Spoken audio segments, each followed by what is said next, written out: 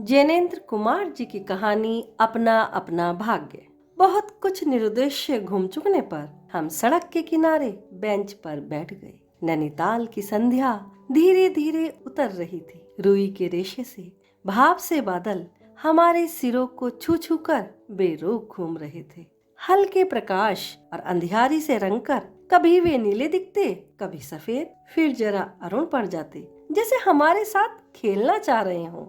5, 10, 15 minute हो गए। मित्र के उठने का कोई इरादा ना मालूम हुआ। मैंने झुंझला कर कहा, चलिए भी। अरे जरा बैठो। हाथ पकड़कर जरा बैठने के लिए जब जोर से बैठा लिया गया तो और चारा ना रहा। सनक से छुटकारा पाना आसान ना था और जरा बैठना भी जरा ना था। चुपचाप बैठे तंग हो रहा था। कुड़ रहा था कि मित्र अचानक बोले, देखो वह क्या है। मैंने देखा कि कोहरे की सफेदी में कुछ ही हाथ दूर से एक काली सी मूर्ति हमारी तरफ आ रही थी। मैंने कहा, होगा कोई।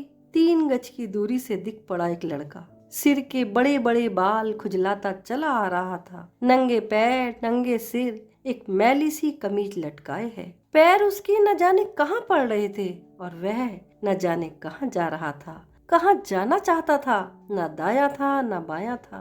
पास की चुंगी के लालटेन के छोटे से प्रकाश व्रत में देखा कोई 10-12 बरस का लड़का होगा। गोरे रंग का है पर मैल से काला पड़ गया है। आंखें अच्छी हैं, बड़ी हैं पर सूनी है। माथा जैसे अभी से झुर्रिया खा गया है। वह हमें न देख पाया। वह जैसे कुछ भी न देख रहा था। न नीचे की धरती, न ऊपर चारों ओर फैला हुआ कोहरा, न सामने का तालाब और न एकाकी दुनिया। वह बस अपने निकट वर्तमान को देख रहा था। मित्र ने आवाज दी, ए, उसने अपनी सूनी आंखें फाड़ दी। दुनिया सो गई है, तू क्यों घूम रहा है? बालक मूक फिर भी बोलता हुआ सा चेहरा लेकर खड़ा रहा। कहाँ सोएगा? यहीं कहीं। कल कहाँ सोया था? दुकान पर। आज वहाँ क्यों नहीं? नौकरी से हटा दिया। क्या नौकरी थी? सब काम, 1 रुपया और झूठा खाना। फिर नौकरी करेगा? हाँ। बाहर चलेगा? हाँ। आज क्या खाना खाया?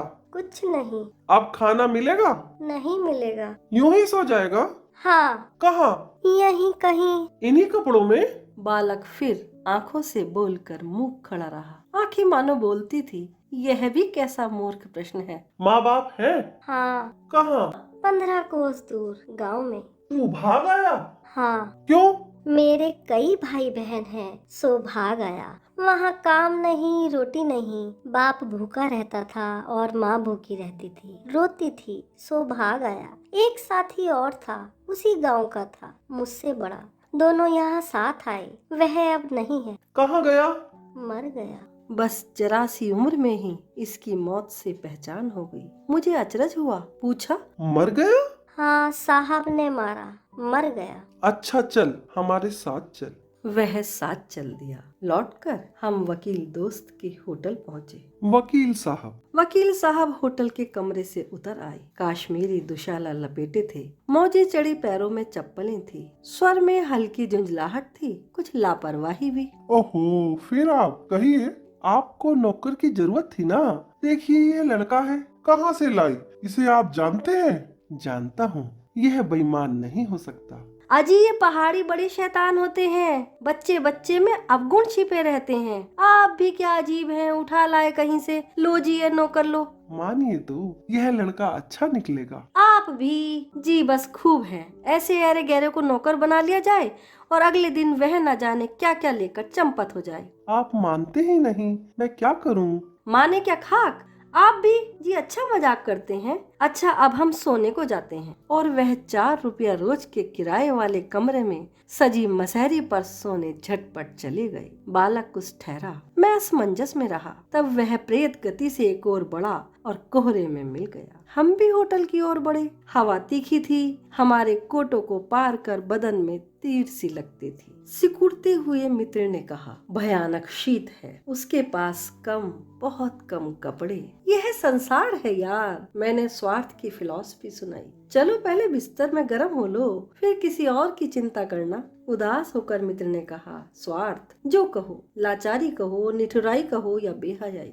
दूसरे दिन नैनीताल स्वर्ग के किसी काले गुलाम पशु के दुलार का वह बेटा, वह बालक निश्चित समय पर हमारे होटल दी पब में नहीं आया।